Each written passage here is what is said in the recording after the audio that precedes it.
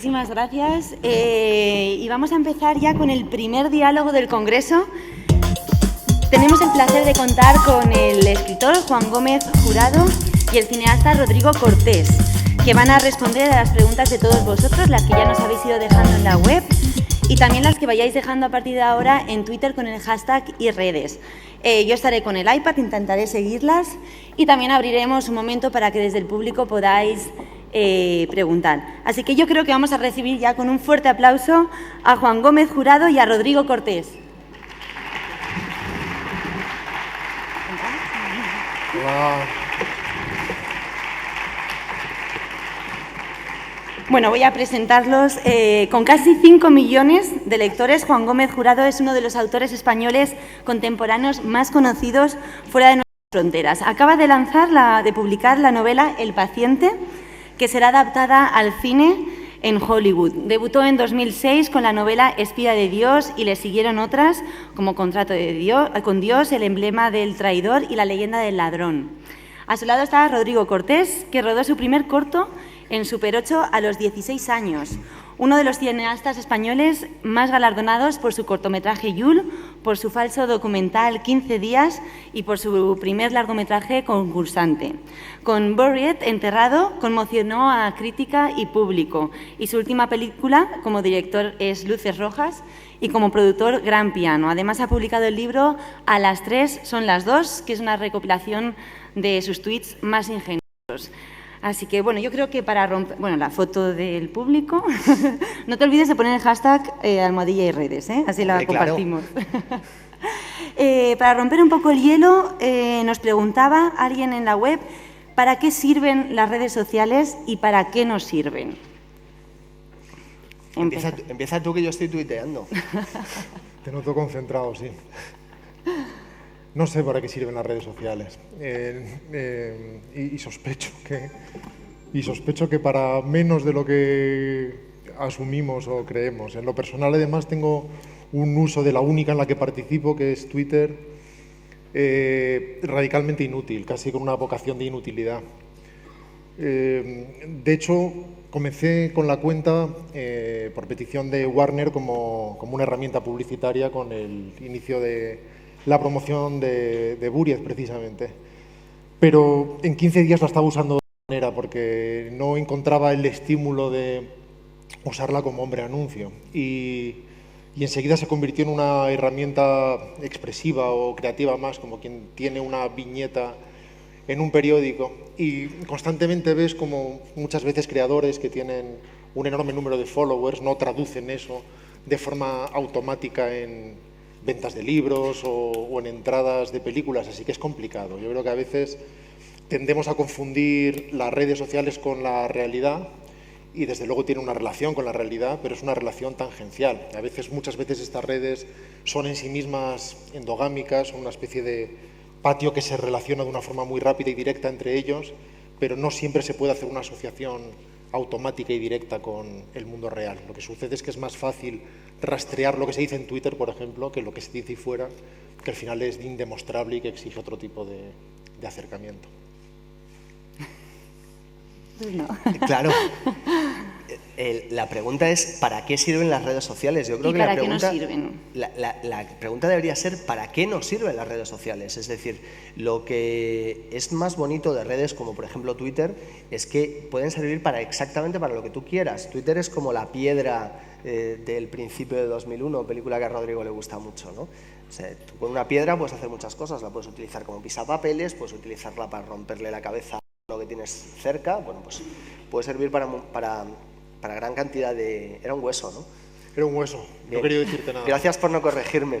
Al principio pensé que hablabas del monolito, me parecía muy hermoso llamarle piedra, pero... Sí, no, pero bueno, que es, efectivamente como cualquier herramienta tiene todas las posibilidades que nosotros le queramos dar y tiene tantas posibilidades como personas existen o como personas lo utilizan.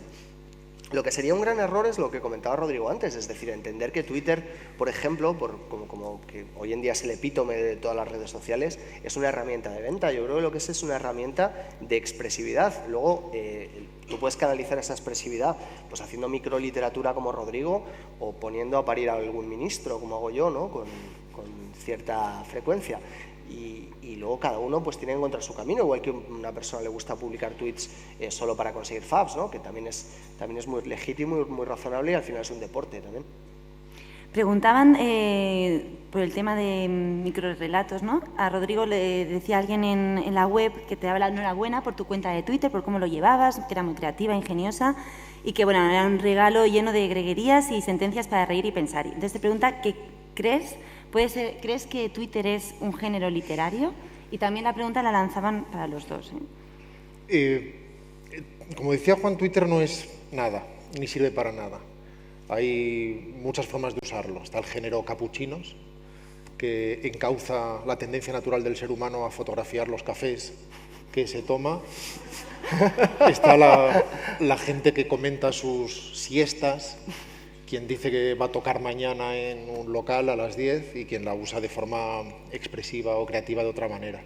Pero incluso cuando hablamos del campo de la microliteratura, al final tampoco podemos hablar de una invención, de un género, porque es viejo como el mundo. Los aforismos, los apotegmas, las sentencias, al final todo esto se usa con una mirada determinada, pero es evidente que incluso si hablamos de literatos, de escritores, los hay que obviamente tenían Twitter antes de Twitter. Es evidente que Gómez de la Serna era un gran tuitero, Mark Twain era un gran tuitero, Ambrose Bierce era un gran tuitero.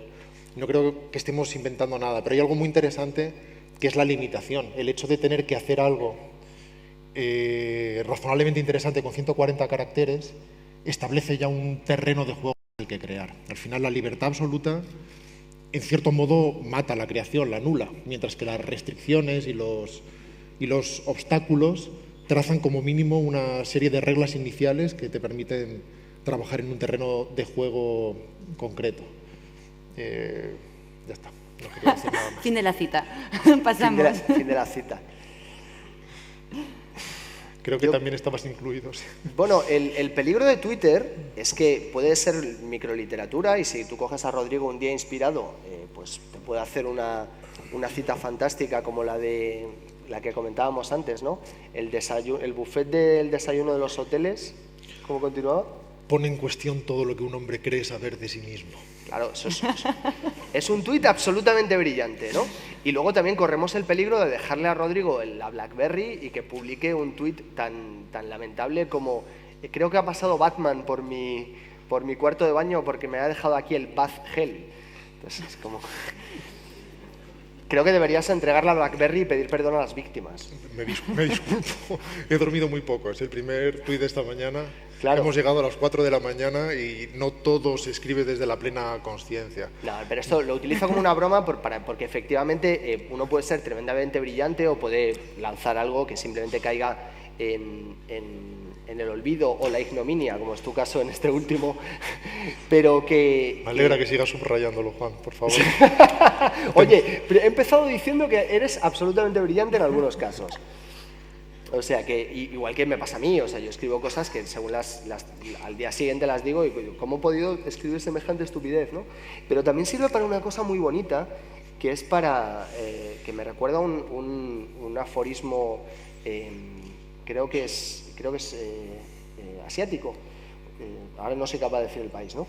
Que dice, uno puede engañar a todos unos pocos todo el tiempo, o puede engañar a muchos durante poco tiempo. Lo que no puedes hacer es engañar a todos todo el tiempo. Y eso es lo bonito de las redes sociales, ¿no? Pero eso no lo dijo Lincoln. ¿Cómo? Eso lo dijo Lincoln, ¿no? ¿Lo dijo Lincoln? Bueno, igual el Oscar Lincoln... Wilde. El Lincoln camboyés, no lo sé, sí. Es muy camboyano. Puede ser. O probablemente... O Winston Churchill, que también es muy de estas cosas, ¿no?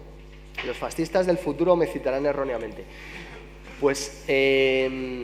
lo bonito de las redes sociales también es que lo que nos permiten es conocer a la persona. O sea, inevitablemente uno cuando está emitiendo constantemente acaba definiendo una personalidad o viéndose esa parte de la personalidad que también hace que puedas empatizar con la gente y que puedas conectar con ellos de una forma muy directa, muy personal, ¿no?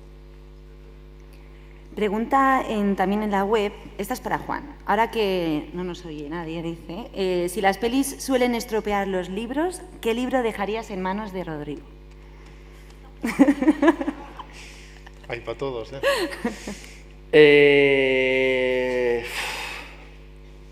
Y si creéis que el cine estropea los libros. Igual... Vamos a ver, yo en manos de Rodrigo Cortés, es que esto va a sonar muy a peloteo, pero es por desgracia, o sea, para mí me parece que es el mejor director español y uno de los mejores directores del mundo, y no lo digo porque esté él delante, sino porque ya se lo he dicho a él personalmente y probablemente cuando él no estuviera delante lo diría igual. Después de lo del Badgel ha quedado todo blindado. No, sí, claro, ha quedado todo muy establecido, o sea, y es así, es decir, yo le dejaría cualquiera de mis novelas sin ninguna duda. Otra cosa es que le interesasen, porque él tiene un mundo muy particular y muy personal, pero bueno, él sabrá. ¿Y creéis que el cine estropea los libros? Bueno, es que son de estas declaraciones labradas en mármol que parece que deben adecuarse a todos los casos y singularidades y como cualquier otra generalidad no funciona cuando se aterriza. Ejemplo, El Padrino. Bueno, El Padrino es mucho mejor peli que libro, por ejemplo. Claro. O qué sé yo, o sea, El nombre de la rosa es cine de primera división y yo me resistiría a considerarlo literatura de primera división. En muchas ocasiones, sin embargo, sí que es verdad que hay adaptaciones que son terroríficas. En cualquier caso, son lenguajes muy, muy distintos. Sucede también que la literatura ha cambiado mucho y, en gran medida, muchos de los autores actuales, sobre todo narrativa, lo que hacen es películas no confesas, de algún modo, y siguen estructuras en su narrativa muy cinematográfica, muy extraliteraria, o muy... Me refiero considerando la literatura de una forma muy, muy concreta, no estrictamente narrativa. Mientras que muchas veces la literatura trabaja otros campos que tienen que ver con resonancias y que son muy poco aprehensibles desde el punto de vista de la narrativa. Así que, insisto, como cualquier generalidad, toca aterrizarlas de una en una y se nos ocurrirían ejemplos para cualquiera de los casos. Bueno, también preguntaban, te daban la enhorabuena por el libro A las 3 son las 2, un libro lleno de literatura de la buena, aunque sea en forma de píldoras inteligentes y contundentes. Para mí, para quien escribe, fue una sorpresa descubrirte como escritor. ¿Has pensado en dar el salto a una novela? Pues en realidad sí, sucede... Cuando hice mi primera película, Concursante, la versión original de la primera versión de guión tenía 150 páginas. La versión que se filmó tenía 80. Una versión de 150 páginas no es filmable.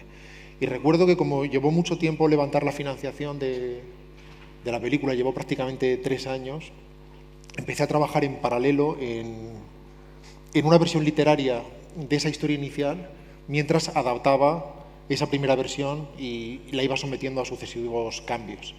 De modo que escribí en ese momento una novela a partir de esa historia que no es exactamente la que después se filmó, con más personajes, más pasajes, más diálogos, un final diferente. Y este verano, por determinados azares, la estuve revisando a petición de un editor y de hecho se publicará en breve por Editorial Delirio. Perfecto. Es que Rodrigo es un tipo absolutamente repugnante. O sea, así me gusta, un poco de caña. ¿Has cumplido los 40 ya o todavía no? Sí, no los he cumplido los 40. O sea, acaba de cumplir los 40 y ya ha rodado con Robert De Niro y Sigourney Weaver, ha recibido toda clase de elogios en Hollywood y encima escribe bien, o sea, deberías estar prohibido. Me parece lamentable esta actitud. O sea, deja de invadir nuestros terrenos. No, bromas aparte, es cierto, es muy bueno. Y aparte yo he leído Concursante y me gustó mucho. Y funciona como novela, como un tiro. O sea, que ya lo ha hecho. No es que haya dado el salto, es que empezó por ahí. Bueno, Juan, ¿qué haría el paciente en un sitio como Twitter? ¿Y el doctor? ¿En un sitio como? Twitter. Bueno, yo leí hace tiempo en un libro de Blake Snyder. ¿Blake? Blake Snyder. Vamos a decir su Blake. Palabra contra la nuestra. Sí. En un libro de Blake Snyder, él ponía en palabras de Steven Spielberg, que yo no las he encontrado en ningún otro sitio, que uno de los requisitos esenciales de la ficción es keep the press out, ¿no? Es decir, intenta que de alguna forma que lo que es la exposición magnificada de la historia quede lo más posible o lo más lejos posible para que la energía de la ficción no se pierda, ¿no? Eso tiene, obviamente, límites o excepciones, pues si hablamos con una película como, por ejemplo, ¿cómo se llama la peli esta de Russell Crowe y Al Pacino? Que era sobre... La del dilema. El dilema, cierto. Pues evidentemente es una historia que está concentrada sobre precisamente lo que es una exposición mediática, pero eso es la base de la ficción. Pero tú no puedes rodar Misery con Twitter, porque perdería toda la esencia, ¿no? Y este ejemplo tan tremendamente concreto lo podemos trasladar a prácticamente cualquier obra de ficción. Es decir, todo lo que sea una exposición en redes sociales minimiza el impacto de la ficción, que lo lógico es que esté contenido y presionado sobre sí mismo, ¿no? Por eso no se puede escribir una novela en Twitter tampoco, porque el mero hecho de que ese lenguaje la transformaría. O sea, nunca podrías, o sea, simplemente los comentarios que aparecerían ahí estarían diluyendo lo que es la propia esencia de la ficción, ¿no? ¿Qué es lo que harían el señor White y David Evans, los protagonistas del Paciente, con Twitter? Pues mantenerlo lo más lejos posible los dos, ¿no? Porque ni David quiere que se sepa que él no debe operar al presidente, ni el señor White quiere que sepa que él ha secuestrado a la hija de David para obligarle precisamente a que acabe con la vida del presidente. Preguntan por Twitter, Rodrigo, ¿a qué político español le propondrías protagonizar la segunda versión con más realismo de Buried? Probablemente haría un ataúd de matrimonio, un ataúd colectivo. Al final, al margen de ideologías, cabemos muchos ahí abajo. Vale, dejamos ahí. Juan, aunque colgaste Espía de Dios y el emblema del traidor en descarga libre, te has convertido en uno de los novelistas más vendidos. ¿Por qué esto no es una paradoja? ¿Por qué esto puede pasar? Igual es una consecuencia de eso, ¿no? Nos lo podemos plantear. Es decir, yo tengo una posición con respecto a la libertad en Internet y con respecto al respeto que se tiene que establecer entre los pactos que se tienen que establecer entre el creador y los lectores, que es muy determinada y muy concreta. Me gustaría que determinados sectores de la industria escuchasen o intentasen aprender esa visión, igual que me gustaría que determinados sectores de Internet también entendiesen que el respeto tiene que ser mutuo. Es decir, que tú no puedes estar jugando en el campo de la libertad total sin tener también un respeto total. Es decir, está muy bien que nosotros entendamos que no pasa nada porque una obra aparezca en Internet y no vamos a criminalizar a la gente. Eso desde mi punto de vista no debería ocurrir jamás. Probablemente Rodrigo tenga otro completamente distinto, pero yo lo que desde luego también entiendo es que luego tiene que haber un respeto. Es decir, si tú luego te ves en la disposición de contribuir con tus medios económicos al sostenimiento de la creación de esa obra, incluso cuando hayas llegado a ella por medios no convencionales, creo que estás en la obligación de hacerlo, ¿no? Igual que yo estoy en la obligación, desde mi punto de vista, de dejarte hacerlo, ¿no? Esto es una postura que es muy poco compartida, por lo menos en determinados estamentos, pero que luego tú, cuando bajas a la base de los escritores, te encuentras con que cada vez más lo están entendiendo de esa forma, ¿no? Y mis peleas con determinado famoso cantante, que creo que vosotros conocéis. Yo no. ¿No? No, ¿quién es? ¿Quién? ¿Quién es el famoso cantante? No sé, un tío que vive en Miami, tiene el corazón partido. Y ¿Te peleas con él? ¿Te peleas con él en Twitter? Bueno, él me ha bloqueado. No lo entiendo. Y yo solo le he mandado logos de la agencia tributaria, que tampoco entiendo por qué le tienen que molestar. Bueno, sí lo entiendo. Disculpad. Mis peleas con el extremo, el ala dura de la creación, de alguna forma, son porque simplemente no son personas. O sea, yo entiendo Internet, y esto sí que es una reflexión que me gustaría que fuera el centro o lo único que, si os llevaseis algo de aquí, de mi opinión sobre Twitter, sería esta, ¿no? Yo cuando me siento en Twitter entiendo que hay otra persona al otro lado, nada más. O sea, alguien me escribe un tweet y me lo puede escribir Rodrigo, o me lo puede escribir Risto Mejide, o me lo puede escribir una señora de Murcia, que para mí son una persona con la que estoy interactuando en ese momento, igual que yo me siento a hablar con vosotros y cara a cara estoy teniendo una interacción personal. Entonces, eso a mí me lo metieron mis padres en la cabeza. Trata a todo el mundo como te gustaría que te tratasen, y Twitter no es distinto. Es decir, el mero hecho de que tú no tengas a alguien enfrente no quiere decir que al otro lado de ese avatar y de ese nickname y de esos 140 caracteres que tú estás recibiendo no exista una persona que de alguna forma intenta contactar contigo, ¿no? Y que intenta interactuar. Rodrigo, películas como Luces Rojas o Concursantes se pueden ver en YouTube completas y gratis. También se puede ver allí el final de Enterrado. ¿Qué te parece esto? Bueno, para empezar, cualquier persona que esté dispuesta a ver una película completa en YouTube probablemente merece verla.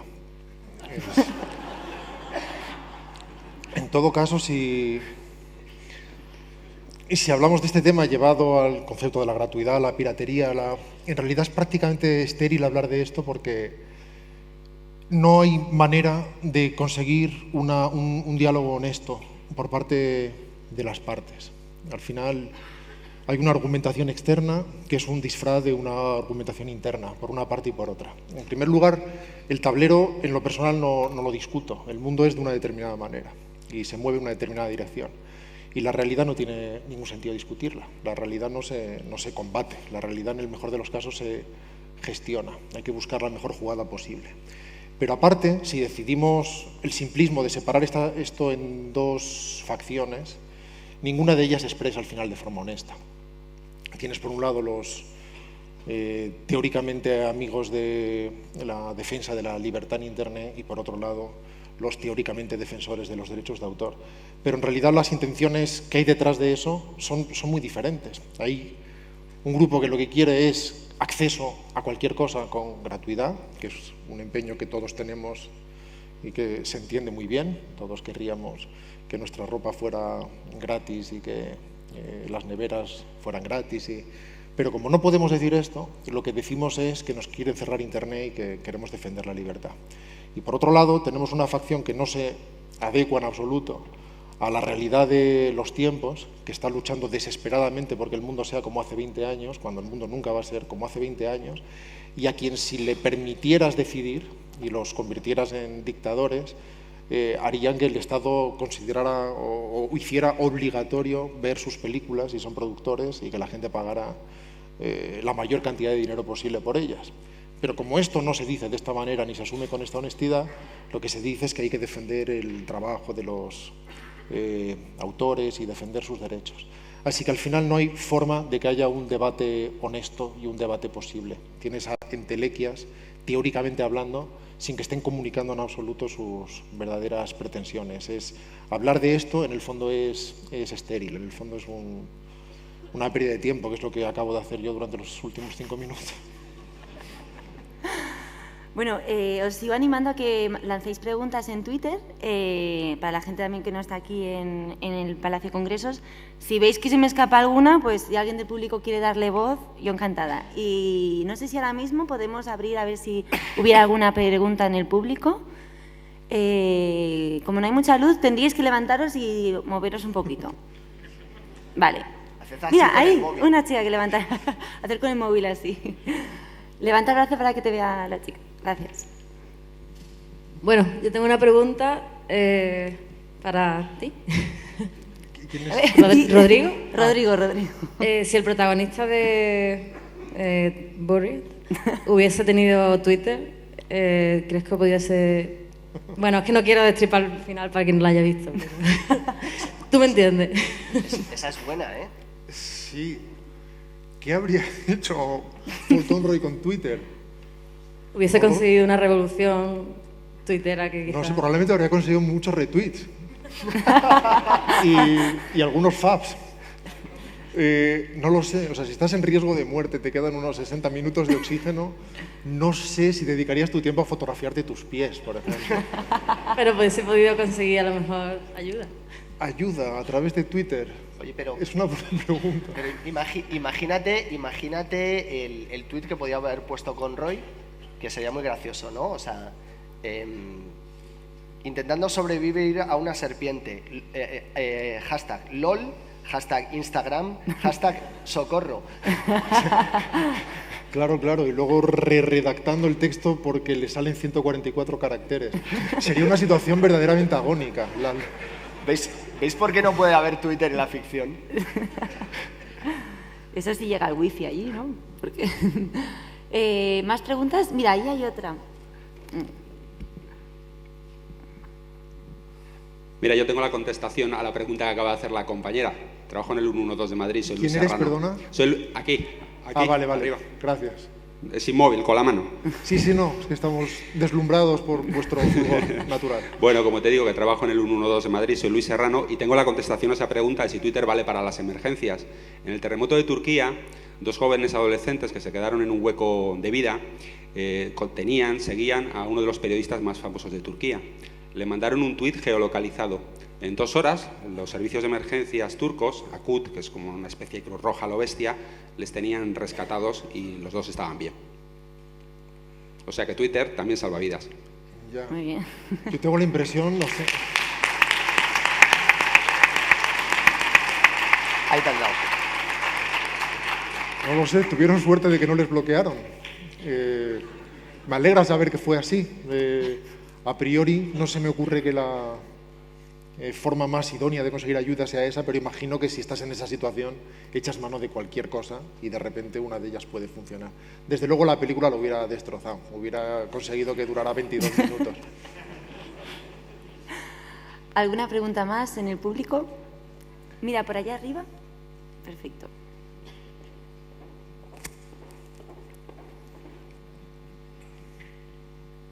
Buenas, la mía es para Gómez Jurado. Quería preguntarle si le ha habido alguna novela policíaca que le haya inspirado para El paciente. Sí. A ver, vamos a ver. Novela policíaca que me haya inspirado como tal, no. Lo que sí que yo tenía muy claro era que tenía que tener determinadas energías en la narración del paciente. Entonces, más que novelas policíacas, yo lo que quería de alguna forma era recuperar sensaciones que yo había sentido pues con películas como Frenético, de Roman Polanski, o esta de Harrison Ford, El fugitivo, la de A la hora señalada de Johnny Depp.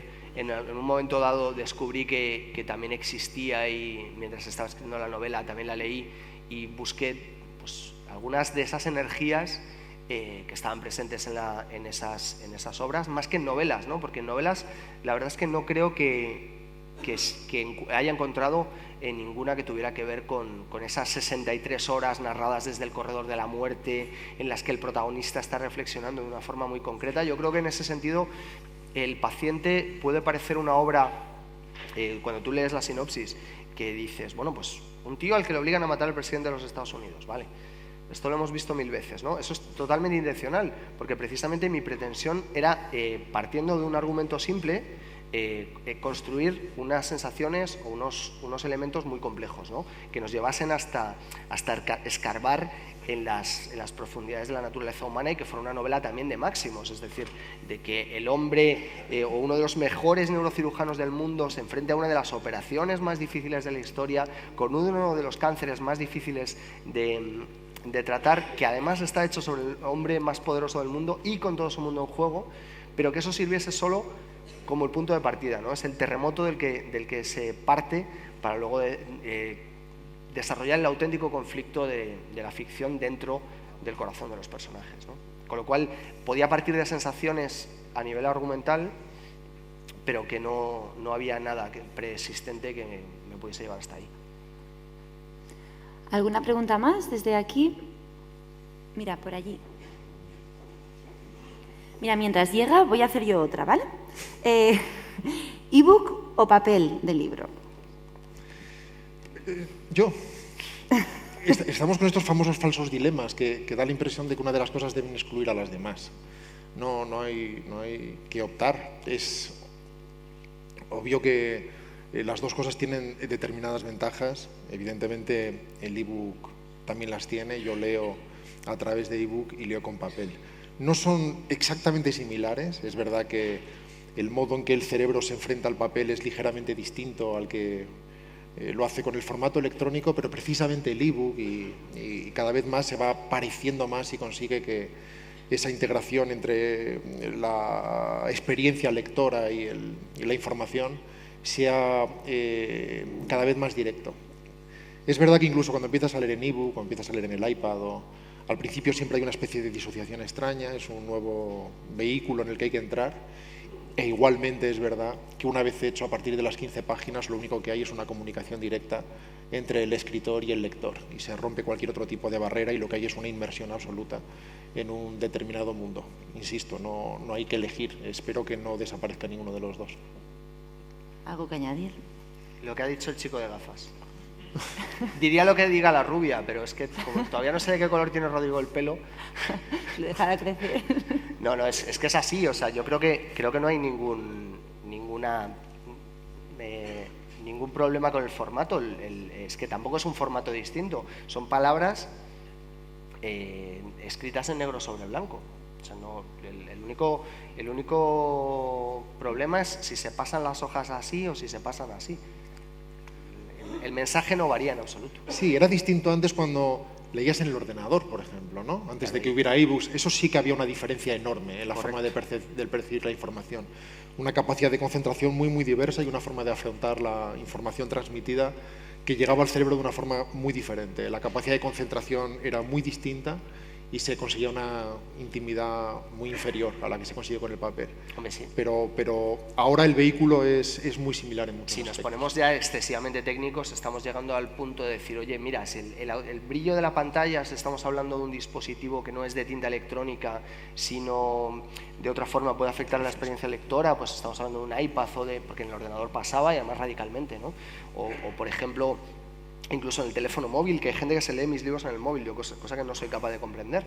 Pero bueno, lo que nos ha aportado el libro electrónico, y esto sí que es muy bonito, y que es una evolución sobre el papel, por añadir algo más a lo que tenemos aquí, es la posibilidad de que yo esté leyendo en mi Kindle, pase de leer en mi Kindle a leer en mi teléfono móvil porque me he dejado el Kindle en casa y utilizo la aplicación de Kindle para leer un poquito más y además automáticamente se me ha sincronizado, y luego llego a un avión y de repente me he dejado el Kindle se ha quedado sin batería y continúo en el iPad, ¿no?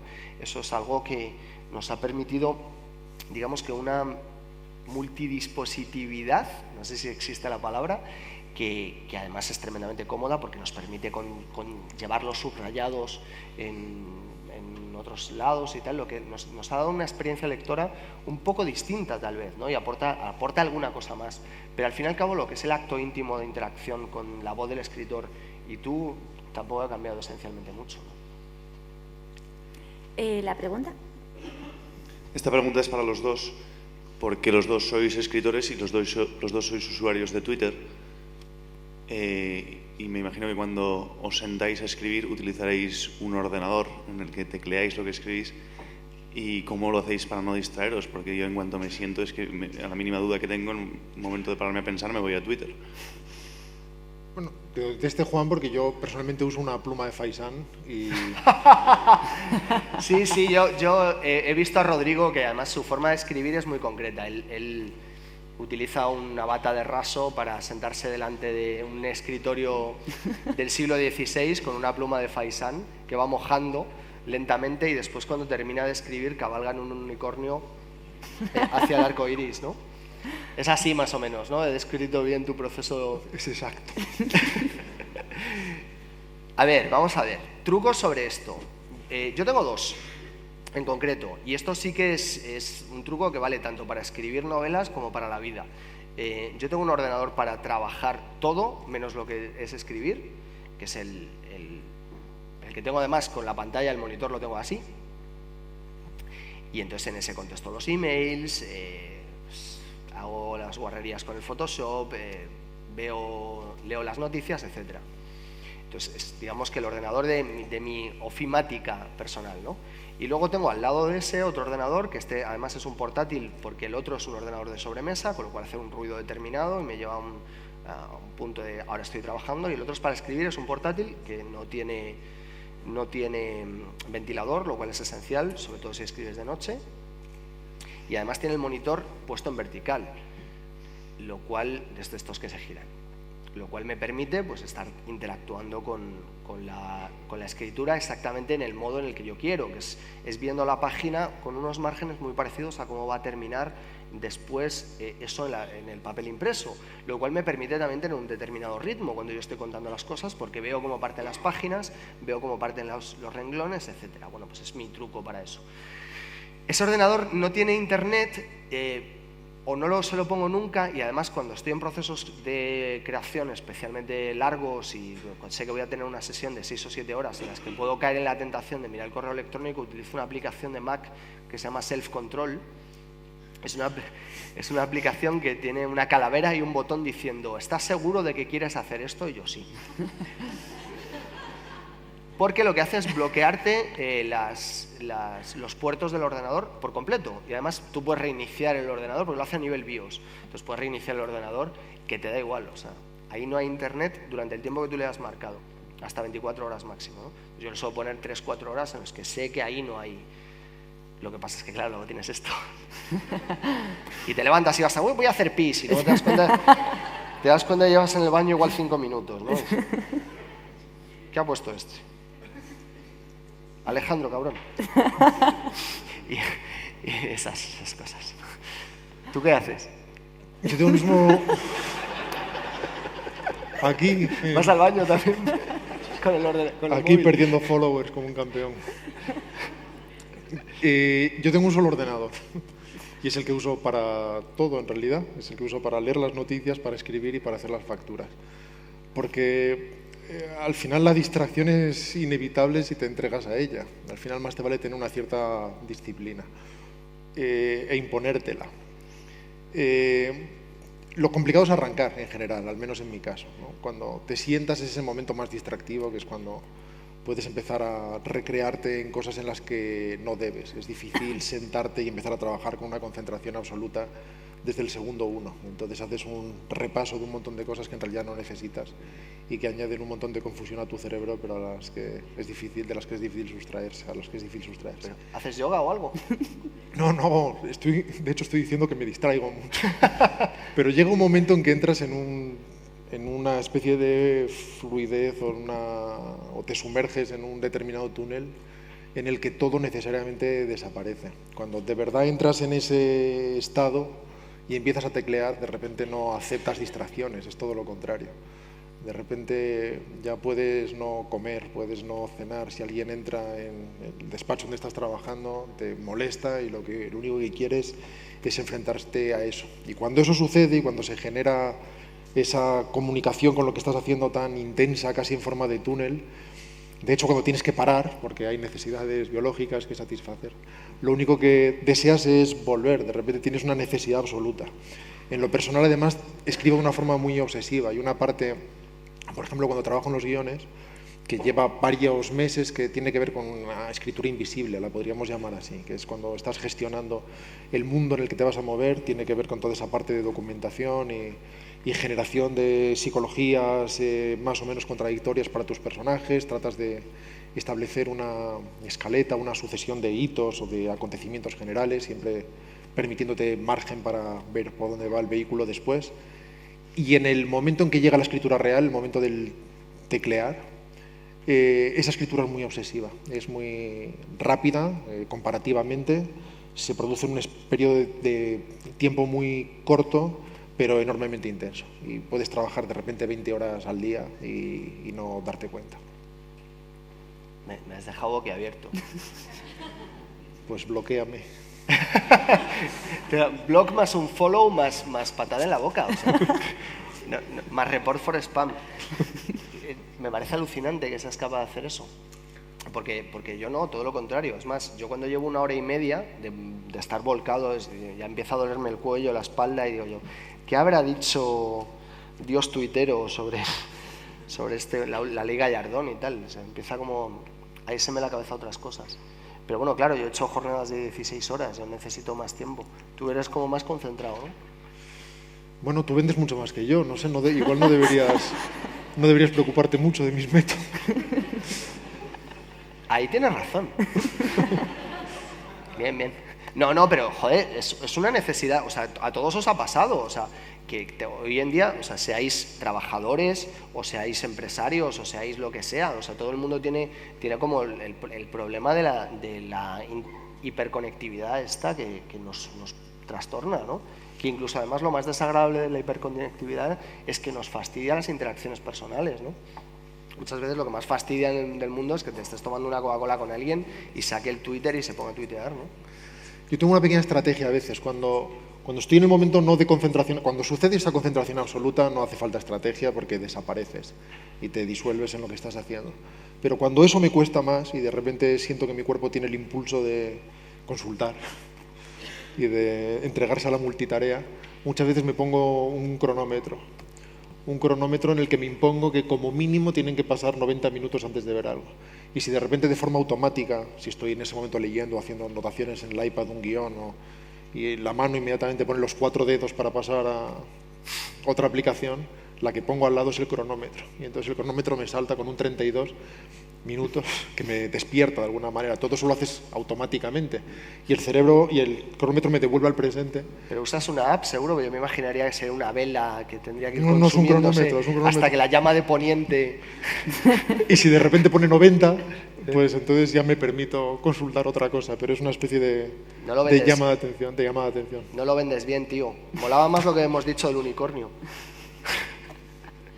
No, es broma, pero es buena, la idea es buena esa, ¿eh? De hecho, hay aplicaciones de escritura que yo os recomiendo, una que se llama Scrivener, por ejemplo, que tiene cronómetros y que te los marca en pantalla, que igual eso también puede ser distractivo. En tu caso es como un aviso de no vas bien por aquí, ¿no? Claro, es como mínimo espera que llegue a 90 antes de entregarte ningún tipo de solaz. Y el siguiente de al lado es el Angry Birds, ¿no? No. El siguiente de al lado a lo mejor es Twitter, lamentablemente. Has tomado nota, ¿no? De todo. ¿Alguna pregunta más? Por aquí en el público. Mira, por ahí arriba. No sé si te ven. Exacto.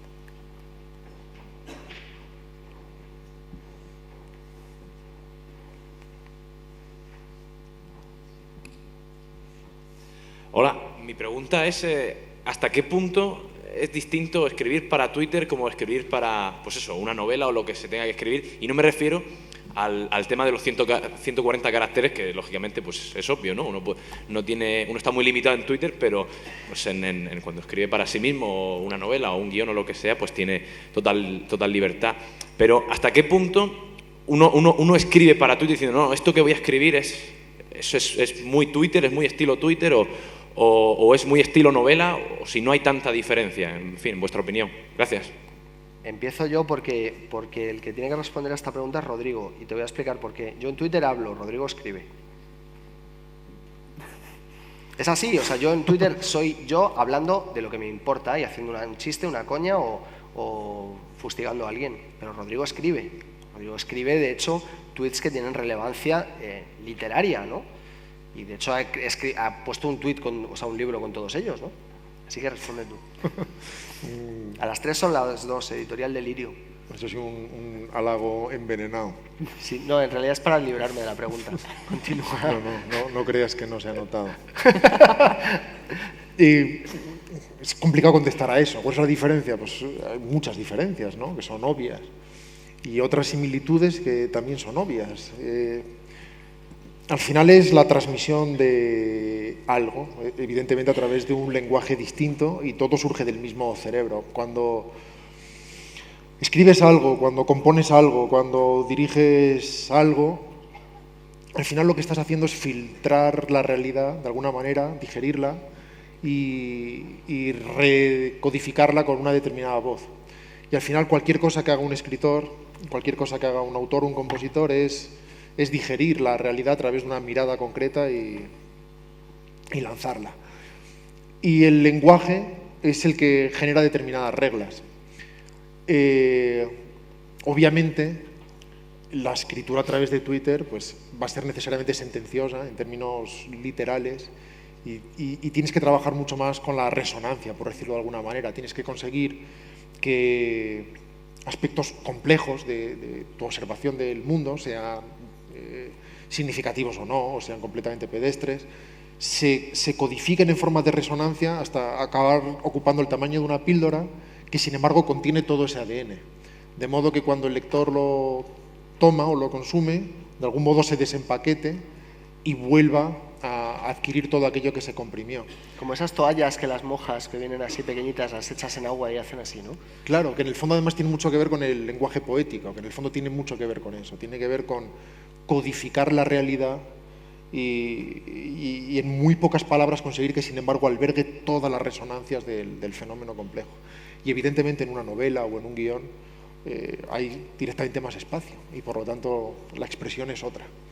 Pero no estoy seguro de que haya algo que sea como esto es muy Twitter, entre otras cosas porque también depende de cómo lo uses, ¿no? Hay mucha gente que lo que le gusta es hacer comentario de actualidad o humor de actualidad y otra gente que trabaja con la expresividad de otra manera. Hay tweets enormemente poéticos, tweets con un determinado alcance filosófico e, insisto, capuchinos. Es complicado definirlo. Yo creo que, mira, tu respuesta me ha dado tiempo para pensar algo mínimamente inteligente, lo cual ha sido muy de agradecer. Me acabo de dar cuenta de que la diferencia esencial es que tú en realidad en Twitter estás emitiendo, mientras que yo, por ejemplo, cuando estoy escribiendo una novela me doy cuenta de que eso está cayendo en un contenedor. Es decir, de alguna forma mi proceso de escritura se parece un poco al inicio de Parque Jurásico, no sé si la habéis visto la película, que es cuando hay un velociraptor que entre todos los estudiantes están sacando poquito a poco de la roca en la que está, pues dándole con el cincelito poco a poco, ¿no? Al fin y al cabo, escribir es tallar en la piedra de la imaginación esa novela, sacarla de la roca, como decía Miguel Ángel, aquella famosa frase de Rambo 3. Está bien eso, decirte a Miguel Ángel a través de una peli de Stallone. Yo no creé el David, yo solo quité los pequeños fragmentos, ¿no? Es así, escribir es eso, ¿no? Entonces, tú estás haciendo eso dentro de un entorno muy controlado, tremendamente específico, el contexto de creación en el que te estás moviendo, mientras que en Twitter tú tienes la libertad total de salir a la calle, estar en un bar y emitir sin ningún complejo, porque además lo que estás haciendo tiene una vida de, creo, de 47 segundos, que es lo que tarda la gente en mirarlo y pasar al siguiente tuit, ¿no? Voy a mínimo, porque tiene mucho que lo que ha dicho Juan. Yo creo que la diferencia más fundamental es esa. De alguna manera, cuando escribes para papel, de alguna manera estás pensando en la sedimentación, es decir, eso permanece, y de algún modo con Twitter lanzas una piedra. Tiene mucho que ver con una especie de aerolito. Es una piedra que cae, golpea la superficie del agua, genera unas ondas circundantes de un espacio determinado, la superficie se estabiliza de nuevo y aquí no ha pasado nada. ¿Alguna pregunta más en la sala? Que levante la ¿Una pregunta con el tono de algún médico? ¿Algún tuitero en la sala? Bueno, yo no estoy viendo a nadie. Ah, sí. Hola, buenas tardes. La pregunta es para ambos. ¿Hasta qué punto Twitter y bueno, las redes sociales por extensión se han convertido en un saco de ideas para los creadores, especialmente de la palabra, tanto como vosotros, escritor o guionista? Perdona, no he entendido la pregunta. ¿Podrías...? Sí, perdón. Igual el eco al hablar rápido. Que ¿hasta qué punto Twitter y las redes sociales se han convertido en un saco de ideas para los creadores de la palabra, por así decir, para los escritores y guionistas? Lo que antes te podía inspirar otras lecturas o lo que te cuenta una persona en la calle, ahora desde el ordenador pues te pueden llegar ideas para ficción. A eso me refiero, gracias. Si te refieres a ideas a través de tweets ajenos, pues procuras desde luego no trabajar de esa manera, procuras no robar ideas. Si son ideas tuyas personales para abordar determinadas historias, en mi caso personal imagino que cada autor te contaría cosas muy diversas, no hay una respuesta para esto. Si es así me las guardo, es decir, si es una idea interesante para un determinado diálogo o de forma muy concreta para una historia, no la lanzas a Twitter. No la vas a regalar, ¿no? Tiene que ver con eso, las que lanzas a Twitter son otro tipo de ocurrencias. También yo durante mucho tiempo llevaba determinadas libretas y apuntaba determinadas ideas, incluso posibles réplicas a diálogos hipotéticos en películas indeterminadas. Y con el tiempo me di cuenta que al final acababa con un montón de libretas llenas, pero que eso no acababa en ningún lado porque no se escribe así. Tú, por mucho que tengas una réplica hipotética, un diálogo, al final cuando tú no escribes no trabajas desde ese punto de vista. Tú generas un diálogo a partir de una situación dramática muy concreta y de alguna manera los personajes de forma orgánica van expresando según qué cosas y las vas moldeando sobre la marcha. Pero surge de la lógica narrativa de lo que estás haciendo, no como contenedor de ideas previas, como si las pudieras recomponer como una especie de Dr. Frankenstein en una pieza definitiva. De hecho, si lo trataras de hacer de esa manera, conseguirías algo muy poco cohesivo y probablemente antinarrativo. Así que al final, en lugar de hacer eso, cuando tienes esas ideas parciales que no tienen una finalidad concreta, esas son las que pueden acabar en Twitter, y las otras las dejas para su continente natural.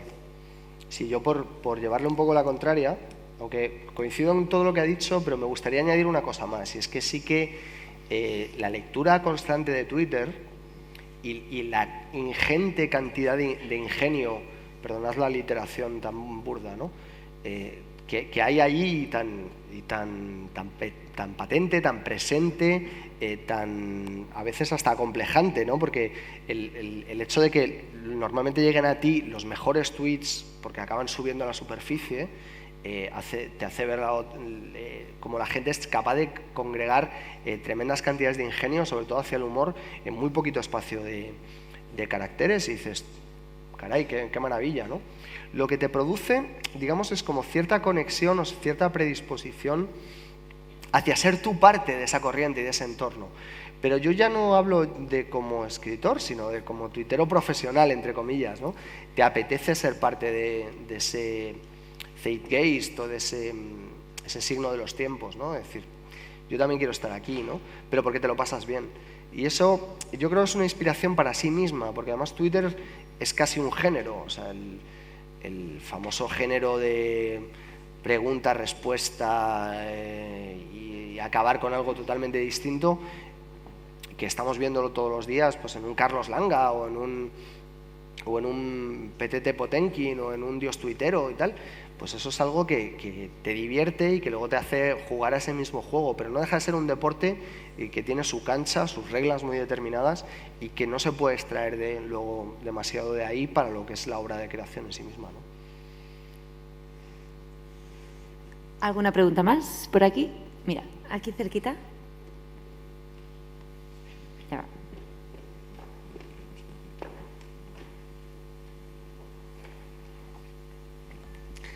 ¿Utilizáis Twitter para ver las críticas de vuestras novelas?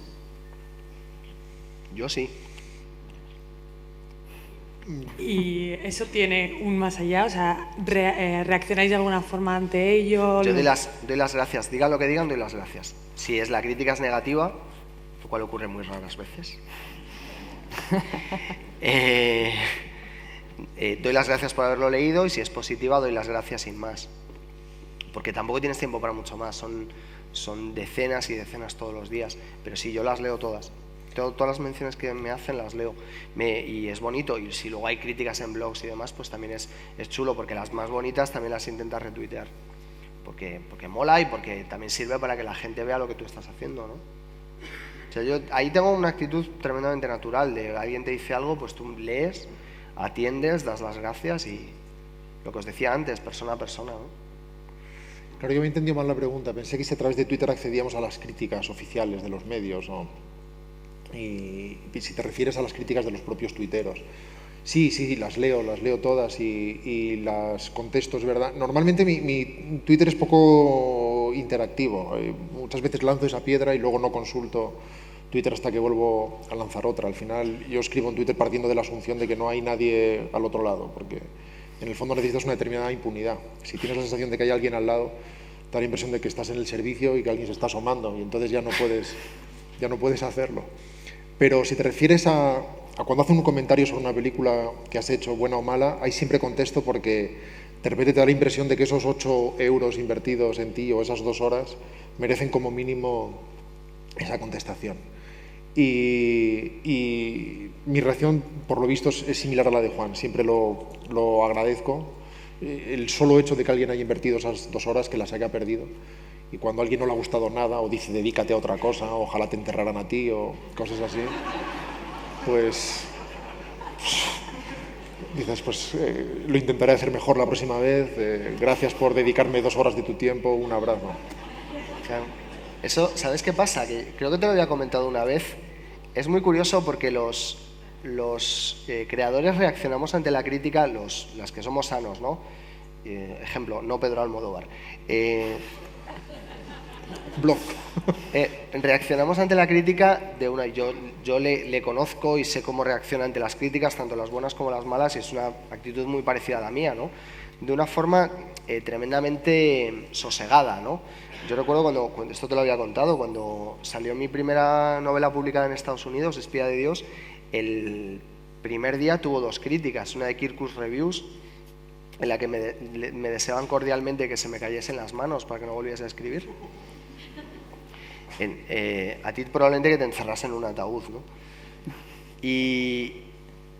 Y bueno, en concreto porque en Espía de Dios se cortaban las manos a cardenales, que también es un deporte muy simpático.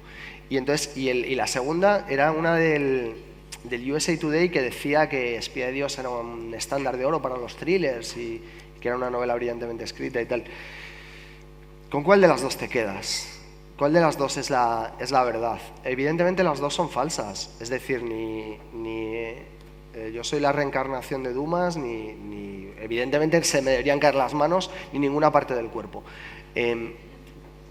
Porque ambas son extremismos y que en ningún caso están considerando una obra literaria en su totalidad. Simplemente están partiendo de una percepción tremendamente concreta de un señor tremendamente concreto que tiene un medio tremendamente masivo, pero no deja de ser uno más de nosotros, ¿no? Entonces, tú te lo tienes que plantear todo como, bueno, esto es lo que ha opinado esta persona y poco más, ¿no? Mi actitud ante la crítica es muy, muy impersonal y muy distante por muchas razones. Para empezar, porque tú no eres crítico y por lo tanto tu función no es criticar las críticas, no te dedicas a eso. Y porque es algo que no tiene que ver con tu oficio en sí mismo, entonces no entra con tu campo de intereses. Está muy bien que exista, es útil para mucha gente, pero no se cruza, ni siquiera ocasionalmente con la naturaleza de tu oficio. Por otro lado, las películas de algún modo no empiezan a serlo hasta 5 años después.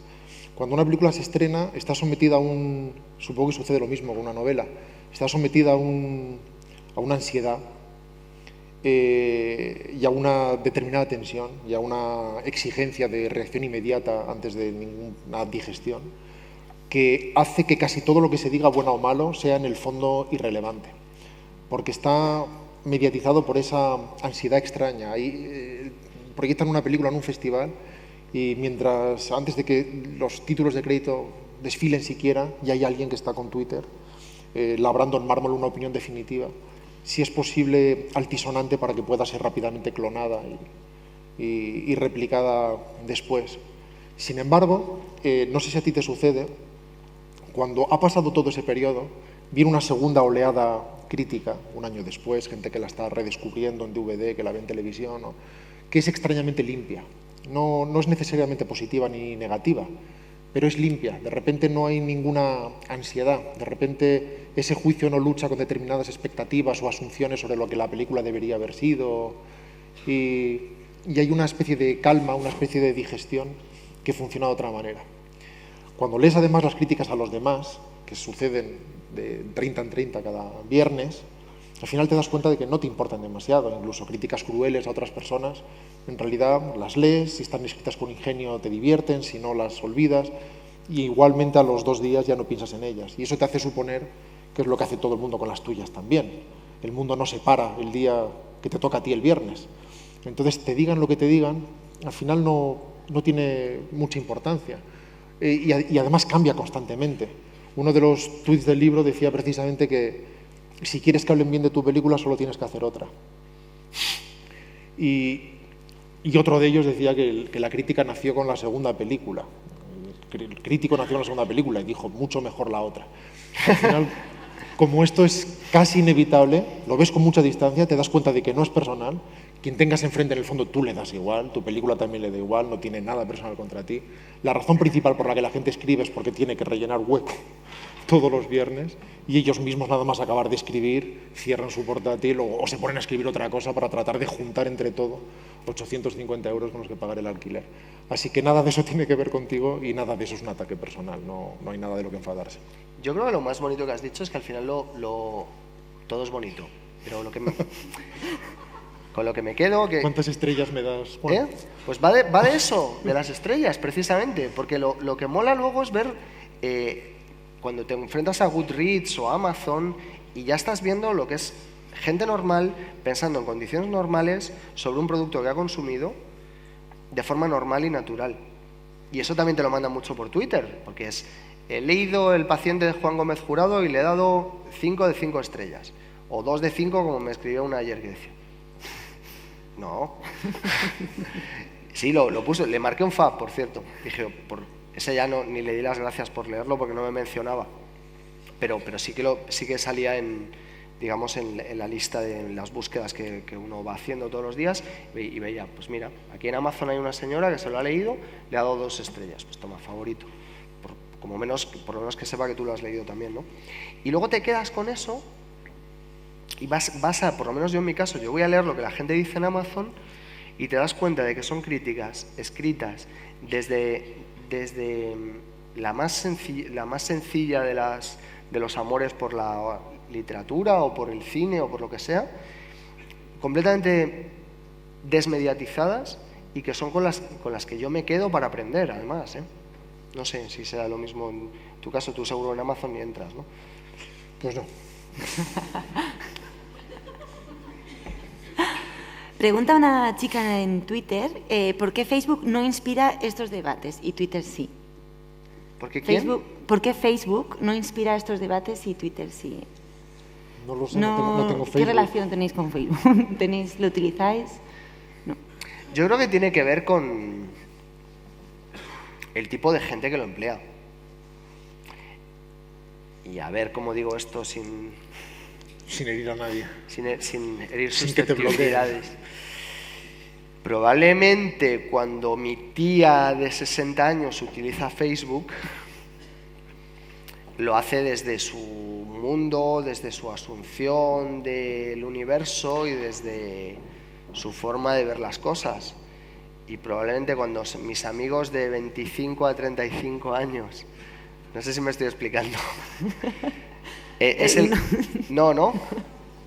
Ves al grano, no pasa nada. A ver, el corte sociológico y los intereses y las características mentales de las personas que utilizan una red social y otra, aunque haya conjuntos en el diagrama de Venn que se junten y que sean concéntricos, son totalmente distintos. Entonces, Twitter inspira muchos debates porque está pensado para inspirar el debate y para la confrontación, es así. Y sin embargo Facebook está pensado para decirle a la Paqui lo bien que le sienta ese jersey, ¿no?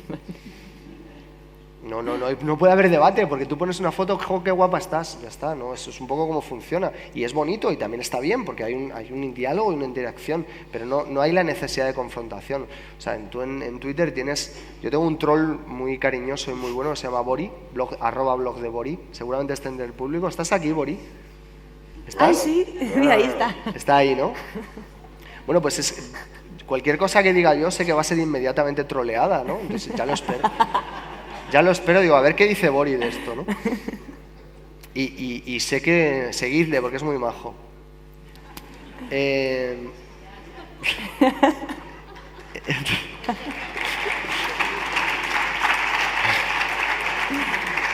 Pues ya esperas, ¿no? Sabes que tienes un montón de palpadores de testículos que van a estar inmediatamente.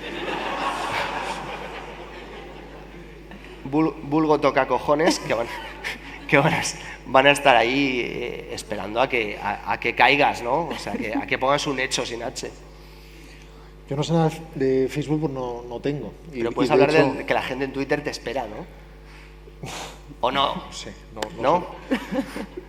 Es que hay una forma perfecta de que ninguno de estos fenómenos se produzca, que es no decir nada al respecto. Que es una cosa que al final hay pocas cosas más útiles ante este tipo de fenómenos que no hacer nada, que es algo que manejan muy bien presidentes de muchos países, de hecho. Y en cuanto hay una réplica a esto, al final lo único que hace es echar un poquito más de gasolina, que hace que un fenómeno que no lo es se convierta en algo durante un instante, porque se magnifica por determinado interés muy superficial y por otro lado de muy corta duración. Pero es divertido. Sí, no, indiscutiblemente. Pero digo que no puedo hablar de esa otra red porque sencillamente no la conozco e insisto que caí en Twitter casi por casualidad y al final intenté llevarla a un determinado terreno personal, que es lo que haces con cualquier cosa que te toca hacer. La razón por la que para mí Twitter se convirtió en una forma muy natural de expresión es que te permite una falta de responsabilidad, en cierta manera, y de disciplina muy grande. No tienes que cultivar eso, no tienes que darle determinada continuidad, no tienes que sostenerlo ni regarlo, no es como tener un blog que exige otro tipo de disciplina y de repente es casi terapéutico. Algo sucede en tu cabeza, te lo quitas de encima en el acto y eso no tienes por qué realimentarlo ni tienes por qué darle continuidad. Pero hay que tener un talento para hacer eso también. O sea, yo me considero y confieso totalmente y absolutamente incapaz de hacer lo que haces tú. Es decir, a mí no se me ocurre una metáfora, Juan, de que no me tengo que pelear con ellas. O sea, tengo que darme de cabezazos contra la mesa, tirarme la alfombra, mirar para el techo a ver cómo explico yo esto. Es que a ti las metáforas te caen de la BlackBerry, entonces me das mucha envidia. Ya. No sé qué decirte, Juan. Insisto que bueno, recordemos... menos cuando pones lo del Badgel, claro. Claro. En todo caso, tú siempre recuerdas las listas de ventas y olvida. Ya, bueno, pero estamos hablando de Twitter, estamos hablando de redes sociales. Es decir, hay que tener, digamos, que una predisposición mental. Yo soy incapaz de hacer algo como puede hacer el varón @elvarón_rojo, por ejemplo. O sea, me parece creo, sin embargo, brillante, que es mucho más sencillo. Creo que es mucho más sencillo tuitear bien que escribir bien en formato largo, al margen de lo que se suele decir, es paradójico. Existe esta especie de falacia asumida que hacer un cortometraje o hacer algo con un solo personaje o que hacer algo en 140 caracteres es mucho más complicado que hacerlo en un formato que te permite otra expresión y otra dilación. Y en realidad creo que es lo contrario. Porque cuando trabajas en el formato muy corto, de repente tienes la capacidad de pulir eso y dedicarle un determinado tiempo hasta llegar a algo que tiene la apariencia de algo muy bien hecho. Mientras que llevar todo eso al formato largo exige otro tipo de sedimentación, otro tipo de cultivo que es más reflexivo y que exige mantener el nivel y crear una organicidad y una compactación que es diferente. O sea, básicamente dices que hay más oportunidades de cagarla. También, pero hay menos necesidad de estrategia, por decirlo de alguna manera. No hace falta esa visión global en la que todo al final se une, se enlaza y cobra sentido, sino que te puedes dedicar a algo durante estos 3 minutos concretos y perfeccionarlo y pulirlo hasta dar una determinada compactación y lanzarlo. Exige menos responsabilidad global, por decirlo de alguna forma equivocada y equívoca. Sí, además no tienes, digamos, que la responsabilidad... Sí, es que la responsabilidad del formato es tremenda y además tiene que haber una serie de claves sostenidas a lo largo de toda la obra, en todo su formato, que tienen que estar ahí, claro. No, a poco que te salgas un poco, tienes una escena que de repente ya habrá alguien que diga que eso se ha cargado la película, ¿no? Y eso lo estás viviendo tú mientras lo estás haciendo, por mucha coherencia que intentes tener, y en el libro pasa también, ¿no? Y de repente dice, todo me ha gustado mucho, pero... Y te sacan y te dicen, pues si te ha gustado tanto, ¿por qué te quedas con una cosa que era una página o con un fotograma, ¿no? Pues tenemos que poner punto final a la charla, no sé si queréis... ¿Ya? Ya ha pasado una hora, ya me han hecho así. ¿Queréis lanzar algún mensaje, saludar a alguien? Esto lo están viendo en streaming en otras ciudades, en Latinoamérica. ¿Conclusión? Sois todos muy guapos, prácticamente. Tengo una luz frontal que me impide ver los rostros de todos, pero he calculado que un 70 o un 80% de rostros marmóleamente esculpidos. Y os quiero dar la enhorabuena. Y, en fin, animo a todos aquellos que no sepan usar, lo estábamos comentando antes, el cortador de uñas, que es una herramienta infernal y que no es tan sencilla de usar, a que en un sitio dedicado a las nuevas tecnologías todo esto se fomente. Por favor, cuando alguien sepa usar correctamente el cortador de uñas, que se comunique conmigo a través de Twitter y me transmita la técnica adecuada. Sabes que acabas de crear un meme, ¿no? ¿Eres consciente de ello? Seguramente no ha sido así. No, aparte, o sea, vosotros imaginaros el meme que podíamos aquí sacar fantástico, con la foto de él por aquí. Rodrigo Cortés, no sé cortarme las uñas. Ya, sacábamos y eso, joder, puede acabar dando la vuelta al mundo, macho. Sí, yo concluyo ya con esto porque después de esto no puedo caer más bajo. Bueno, o sea, pues gracias un fuerte a todos aplauso a Juan y a Rodrigo, muchas gracias. Pues vamos. Gracias. Vamos. Muchas gracias. Bueno, y así finaliza la jornada de la mañana. Gracias a todos los presentes aquí por haber venido y a todos los que nos están siguiendo a través de Internet. Hoy comeremos en el espacio Evo, en el restaurante de este Palacio de Congresos, en la segunda planta. Llevar el ticket, no os lo olvidéis porque si no, no comeréis. Os recuerdo también que en el hall tenéis una exposición de comercio justo que os animamos a que visitéis porque Valencia opta al título de ciudad de comercio justo. Por último, hay una aplicación que se llama Sibarit, con la que vais a conseguir descuentos en restaurantes y en bares de copas por ser asistentes de redes. Y ya lo último, esta tarde, los talleres, recordarlo, a las 4, ser puntuales, y hay pantallas y también podéis preguntar a las azafatas para saber dónde está cada taller. ¿De acuerdo? Bueno, que provecho, buen provecho.